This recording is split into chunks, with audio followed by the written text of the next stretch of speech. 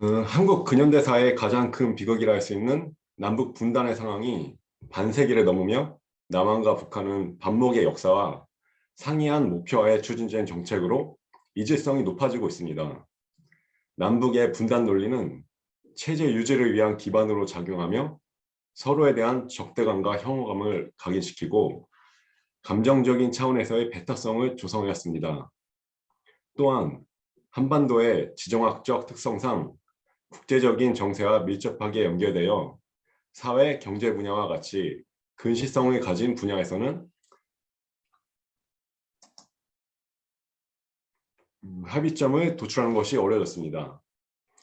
여러 난관에 봉착한 현재 상황에서 남북의 통합을 위해서는 정치, 경제, 사회적 문제처럼 직접적인 갈등을 유발할 수 있는 접점이 적으면서도 공감대를 형성할 수 있는 요소들이 많은 분야를 통해 보다 근원적이고 장기적인 측면에서 접근해야 합니다. 최근 들어 남북의 관계 개선을 위한 시발점으로 통일 문화에 대한 연구가 활발한 것은 바로 이러한 이유에서였습니다. 문화는 한민족으로서의 원형을 이루는 전통적 정서를 바탕으로 형성해온 민족적 정체성의 일환으로서 민족의 전체 생활 방식과 민족 정신의 일반적인 성격을 포괄하는 개념이기 때문에 타 분야와 비교하여 상대적으로 공감대 형성의 폭이 넓은 분야입니다. 정치적, 지리적 통합이 남북 통일의 전제 조건이자 필요 조건이라면 문화적 통합은 안정적이고 지속 가능한 통합의 충분 조건이라 할 수 있습니다. 문화적 통합에 대한 논의가 구체적으로 이루어지는 단계라면 남북 통일에 대한 경과적 절차는 어느 정도 일정한 수준에 이르렀음을 나타냅니다. 즉, 남북의 문화적 통합은 남북 체제의 통합이 완성되어 간다는 사실의 반증인 동시에 촉매제로서의 역할을 할 수 있음을 의미하는 것입니다. 그러므로 이제는 남북의 이질적인 문화에 대한 비교와 그 현상에 대한 연구를 심도있게 진행해야 할 필요가 있습니다. 하지만 남한과 북한의 분단 상황이 오랜 기간 지속된 만큼 문화의 이질화 현상도 쉽게 회복하기 어려울 만큼 진행된 것도 사실입니다. 문화를 정의하는 기본 개념도 남한은 생활을 형성하는 양식과 내용을 포함하여 학습에 의해 이루어놓은 정신적, 물질적인 성과를 의미하는 반면 북한에서는 주체상에 입각하여 사회적 기능에 대한 측면으로 기결하는 경향을 보입니다. 이처럼 문화에 대한 상이한 개념에서부터 출발한 남한과 북한의 문화예술 정책은 그 규모와 성격에서도 큰 차이가 있습니다. 남한의 문화예술기관 및 단체는 대부분 민간 단체인 반면 북한의 단체는 노동장의 지시와 통제를 받고 있습니다. 그 결과 북한은 제국주의의 사상문화적 침투로 인한 체제의 붕괴를 우려하여 개혁 개방을 허용할 수 없다는 입장을 고사하고 있으며 연방제 통일이 되면 남북한의 문화적 이질화는 자연적으로 극복될 수 있다는 논거하에 남북 문화의 교류와 협력에 소극적인 상황입니다. 이러한 측면에서 남한과 북한의 문화적 교류에는 분명한 한계점이 존재하며 시간이 흐를수록 이질성의 격차가 커지는 구조를 내포하고 있습니다. 따라서 남한과 북한의 문화적 교류는 양적, 질적 차원에서 소기의 성과를 거두고 있음에도 불구하고 단순하고 피상적인 수준에 머물고 있습니다. 그러므로 남한과 북한의 이질적인 문화의 폭을 좁히고 동질성을 회복하기 위해서는 새로운 시각에서의 문화통합 방안을 모색해야 할 필요가 있습니다. 본 연구는 그 대안을 모색하기 위해 중앙아시아에 거주하는 고려인 작가들의 민족적 정체성에 초점을 두고 미술사적 접근을 시도해보고자 했습니다. 중앙아시아에 거주하는 고려인들은 자신들의 민족적 정체성에 대해 끊임없이 고민해왔습니다. 민족적 정체성이란 한 민족이 공유하는 민족적 특성들로 인하여 형성된 자아 개념의 일부분으로서 개인이 스스로 정의하거나 타인에 의해 정의될 수 있습니다. 한 개인이 민족적 정체성에 대해 강하게 인식할수록 자신의 가치 또한 높게 평가할 수 있습니다. 때문에 민족적 정체성은 공통의 역사적 기원과 문화를 소유한 사람들을 일련의 목표와 이해관계에 의해 강한 응징력과 단결력을 가진 집단으로 변화시키는 바탕이 됩니다. 이러한 민족적 정체성은 다인족, 다민족이 함께한 생활하는 중앙아시아와 같은 공동체 국가에서는 가변적으로 나타나며 공통적이라기보다는 개인이 처한 환경적 요소에 의해 차별적으로 나타나는 경향을 보입니다. 예, 저기 김명훈 선생님, 말씀 중간에 죄송한데요. PPT가 따로 예. 예. 좀 PPT 자료가 좀 이후부터 나와가지고요. 아, 그렇군요. 예. 네, 감사합니다. 예. 예, 다시 발표를 진행하겠습니다. 이러한 민족적 정체성은 다민족이 함께 생활하는 중앙아시아와 같은 공동체 국가에서는 가변적으로 나타나며 공통적이라기보다는 개인이 처한 환경적 요소들에 의해 차별적으로 나타나는 경향을 보입니다. 그러므로 중앙아시아에 거주하는 고려인들의 다변적이고 복합적인 민족적 정체성에 대한 이해를 위해서는 역사적, 사회사적 맥락 하에서의 접근이 필요합니다. 특히 디아스포라의 특성상 고려인들이 민족적 정체성을 표현하는 방식은 고국과 구체적으로 관련된 경험과 지식에 의거하기보다는 심리적이고 상징적이며 경제적이거나 정치적인 유용성보다는 문화적, 상징적 효율성을 가지고 있습니다. 이들은 자신들의 개인 생활을 구속하는 형태의 민족성을 회피하는 반면 심리적인 자긍심 또는 여가 시간의 한 방편으로서의 민족성을 표현하는 형태를 선호합니다. 전통적인 지역적, 공간적 이미지에서 벗어나 상징적인 상상력에 의해 구성되는 이러한 상징들은 보통 집단의 정체성을 유지하기 위해 헌신하는 지식인 계층을 중심으로 형성되어 갑니다. 고려인들의 민족적 정체성을 살펴보기 위해 고려인 예술가들에 주목해야 되는 것도 바로 이러한 이유에서입니다.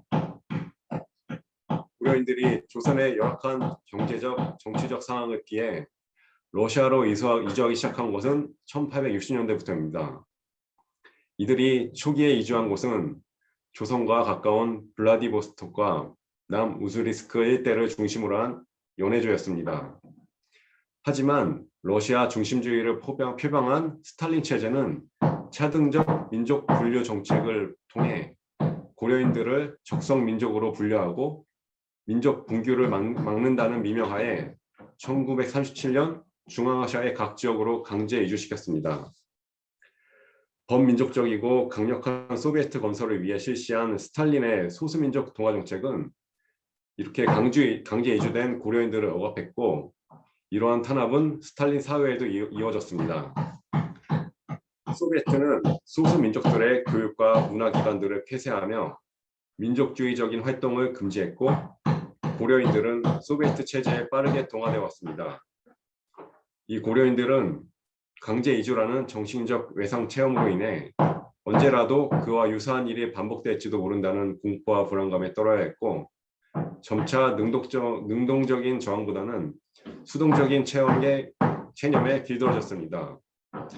이러한 체념은 타자와에서 벗어나고자 하는 디아스포라 욕망과 맞물리면서 소비에트에 대한 동화 현상을 빠르게 진행시켰습니다. 그리고 현실에 적응하기 위해 소비에트의 유토피아적 이미지를 결부하기 시작했습니다. 당시에 발표한 수많은 고려인 문학과 예술이 중앙아시아라는 타양을 고향으로 형상한 것도 바로 이와 같은 이유였습니다. 이들은 낯선 땅의 풍경을 정겨운 고향의 이미지로 바꾸며 이질감을 동질감으로 대체시켰습니다. 그리고 세대가 지날수록 자신들의 동질성, 존재와 같은 삶의 근원을 망각하고 러시아에 동화되어 갔던 것이죠. 반면 소비에트에 의한 경계짓기는 고려인에 의한 경계짓기를 촉발시키며 민족적 정체성을 강화시키는 계기로 작용했습니다. 이는 디아스포라를 겪은 집단에서 타 집단과 자신이 속한 집단을 구별하기 위한 방편으로 나타나며 집단의 동질감을 유발시키고 결속력을 다지는 역할을 합니다. 소비에트 시기에 폐쇄된 사회 체제에서 비교적 외래 문화의 영향을 덜 받은 채 보존해온 한민족 고유의 전통이나 관습을 접한 기회가 많았던 고려인들은 정체성의 문제에 대한 해답을 이 한민족이라는 민족적 테두리 안에서 찾고자 했던 것입니다. 고려인들의 민족적 정체성은 구체적인 하나의 나라가 아닌 정승된 기억 속의 근원적인 지향점인 한민족으로 수렴되고 있다는 점에서 다분히 심리적이고 상징적입니다. 따라서 이들의 민족적 정체성은 한국과의 교류 등을 통해 재구성될 가능성이 큽니다. 이러한 현상은 80년대 후반부터 소비에트에서 진행된 개혁과 개방 정책에 의해서 표면화되기 시작합니다. 고르바체프의 개혁 개방 정책은 그동안 차단되었던 외부와의 교류를 재개시켰고 고려인들의 관심을 남한으로 집중시켰습니다. 특히 1988년도에 개최한 서울 올림픽은 소비에트와 남한과의 직접적인 교류를 가능하게 했는데 여기서 접한 문화적 경제적으로 발전한 남한상은 그동안 고려인들이 그려하던 조국과의 모습과는 큰 차이가 있었습니다. 기본적으로 고려인 대부분은 함경도 지방을 포함한 육진 지방에서 건너왔을 뿐만 아니라 이들이 소비에트 시기 간헐적으로 접할 수 있었던 한국에 대한 정보는 주로 북한이었습니다. 또한 소비에트 정부는 반공 노선을 취하고 있는 남한을 적대적으로 몰수한 반면 사회주의 국가인 북한은 우호적으로 형상화하며 소비에트의 상대적인 우월성을 각인시키고자 했습니다. 우즈베키스탄에서 활동한 고려인 작가 신순남이 자신의 결혼식을 회상하며 그린 장밋빛 눈에서 볼 수 있는 부채춤과 의상은 전형적인 북한 양식임을 알 수가 있습니다. 결국 소비에트 시기 고려인들이 만들어 오던 조국의 모습과 소비에트 해체 후 접한 조국의 모습에서 오는 차이는 자신들이 지금까지 모색해온 한민족이라는 것이 관념 속에서 만들어져 왔음을 깨닫는 계기로 작용했습니다. 심리적, 원초적 안식처를 갈망하는 디아스포라의 욕망이 한국이라는 관념적 이상향을 만들었던 것입니다. 더불어 1991년 소비에트의 공식적인 해체 후 그동안 소비에트의 강제적 동화 정책을 겪었던 중앙아시아의 국가들을 중심으로 민족주의의 바람이 거세게 불었습니다. 이들은 표면적으로는 영내에 거주하는 소수 민족들의 문화를 보존할 것을 표방했지만 교묘하게 자민족 중심의 정책을 시행했고 이는 소수민족들의 사회적 불이익으로 이어졌습니다. 중앙아시아에 거주하는 고려인들도 예외는 아니었습니다.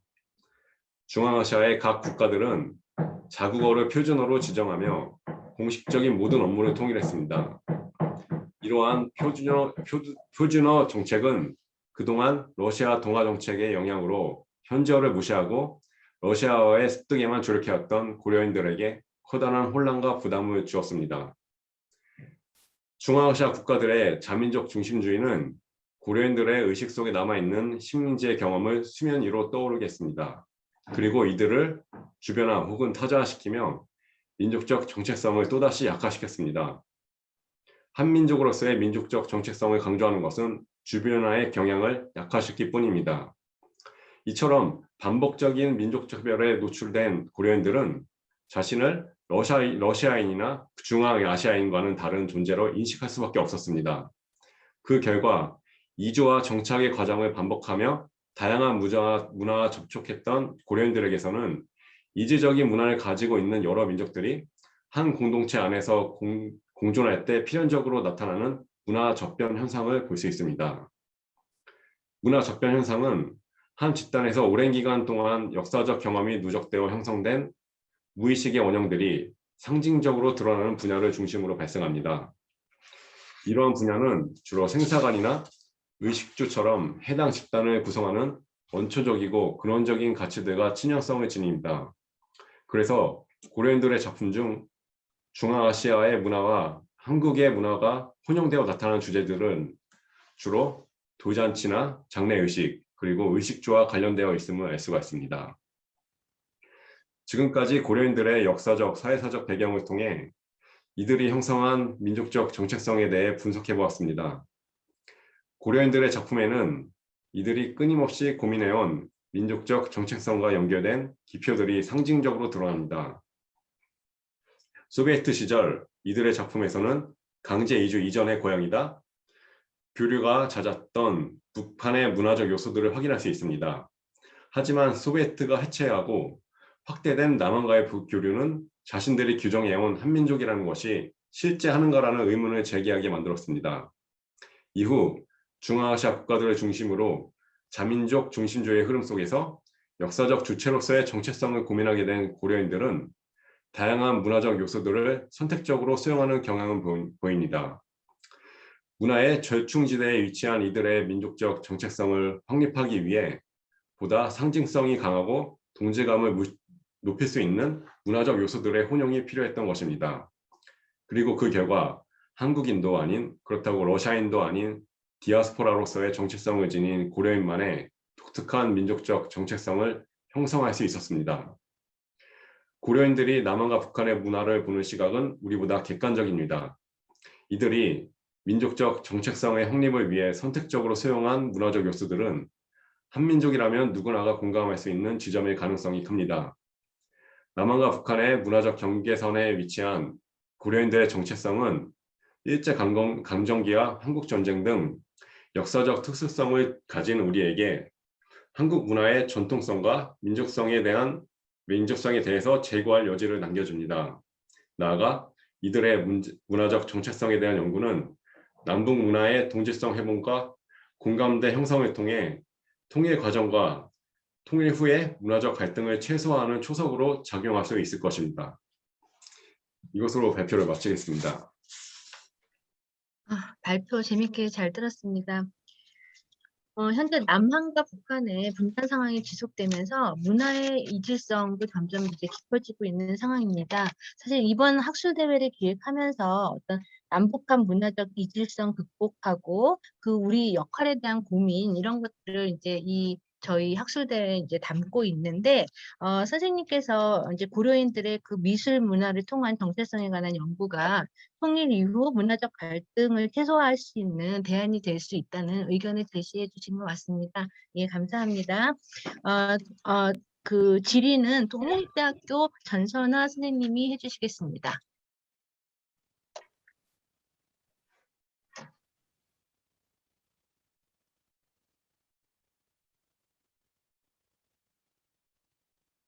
전선화 선생님 말씀해 주세요.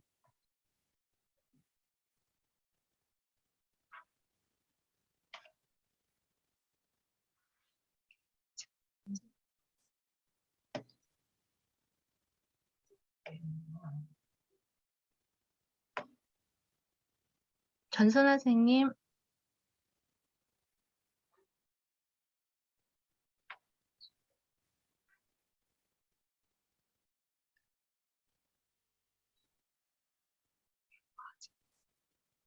지금 이제 나갔다가 다시 들어오시는 것 같습니다. 조금만 기다려 주십시오.